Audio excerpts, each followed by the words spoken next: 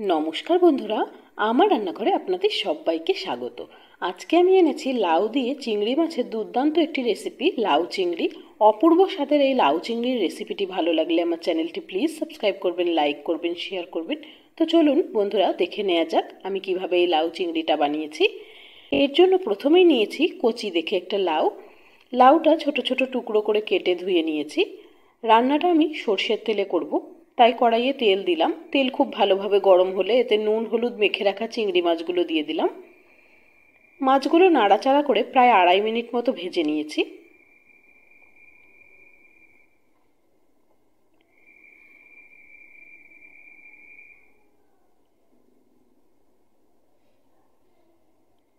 এবার মাছ ভাজাগুলো আমি একটা বাটিতে তুলে নেব।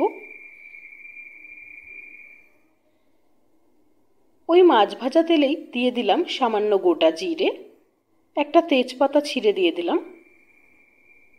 ফোড়নটা আমি কিছু সময় নাড়াচাড়া করে নেব। এবার 1/2 চামচ জিরে গুঁড়ো, 1/4 চা চামচ ধনে গুঁড়ো, 1/4 চা চামচ শুকনো লঙ্কা গুঁড়ো, 1.5 ইঞ্চি আদা ও 2টো কাঁচা লঙ্কা বেটে রেখেছিলাম সেটা দিয়ে দিলাম। সামান্য জল দিলাম। আদার কাঁচা গন্ধটা চলে যাওয়া পর্যন্ত মশলাটা আমি ভালোভাবে কষে নেব। মশলাটা আমি ভালোভাবে কষে নিয়েছি। এবার কেটে রাখা লাউটা দিয়ে দিলাম।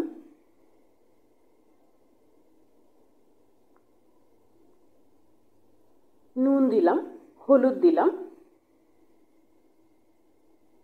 সব কিছু ভালোভাবে নাড়াচাড়া করে মিশিয়ে নেব।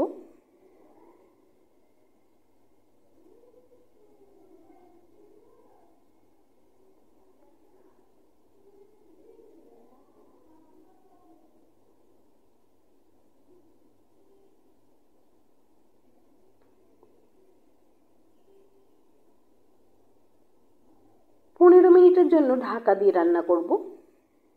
15 মিনিট পর ফিরে এলাম। দেখুন লাউ থেকে কতটা জল বেরিয়েছে। এই জলেই পুরো রান্নাটা হয়ে যাবে।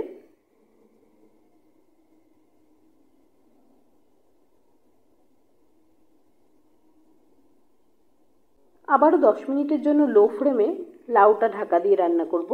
10 মিনিট পর ঢাকাটা খুললাম।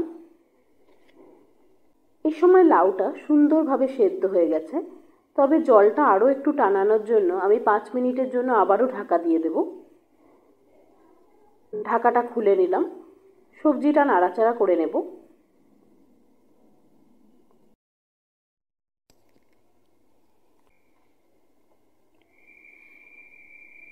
ভাজা চিংড়ি মাছগুলো দিয়ে দিলাম। সব কিছু খুব ভালোভাবে মিশিয়ে নেব।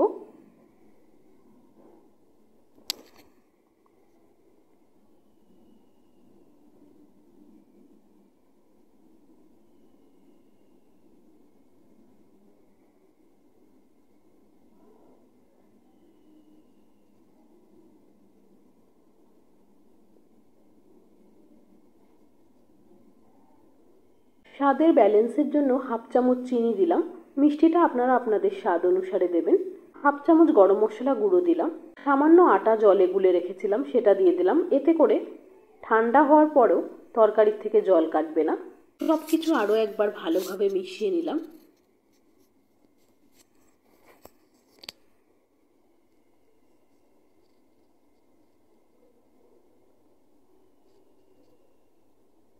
এক দু মিনিট মতো নাড়াচাড়া করে গ্যাসটা আমি বন্ধ করে দেব। বন্ধুরা, টেস্টি টেস্টি লাউ চিংড়ি রেডি একদম সার্ভ করার জন্য।